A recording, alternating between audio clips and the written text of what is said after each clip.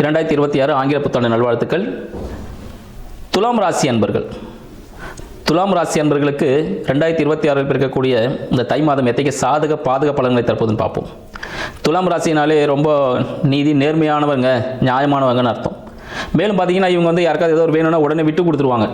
சரி, இதை நீ எடுத்துக்கோ, நீ பண்ணிவிடு அப்படின்னு சொல்லிட்டு இலக்கிய மனதிற்கு சொந்தக்காரங்க. யாருனாலும் ஈஸியாக இவங்களை ஏமாத்திடலாம் அப்படின்னு சொல்லுவாங்க.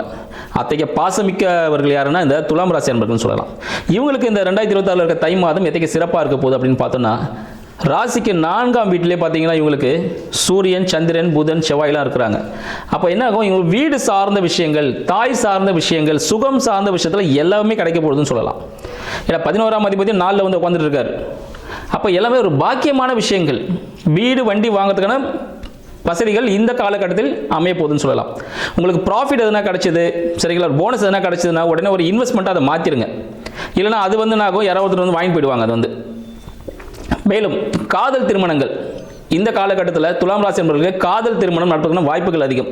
காதல் திருமணத்தோட உடனடி திருமணம் சொல்லலாம். ஃபாஸ்ட் ஃபுட் மாதிரி நீங்கள் லவ் பண்ணிங்கன்னா உடனே டப்புன்னு உடனே கல்யாணம் ஆகிடும். ஒரு 3 மாதத்தில் கல்யாணம் முடிச்சிருவீங்க. அப்படி தான் நடக்கும், சரிங்களா. ஸோ அதனால் துலாம் ராசி அன்பர்கள் யாராவது திருமணம் செய்யணும்னா இந்த காலகட்டம் தை மாதத்தில் திருமணம் முடிஞ்சிடும்.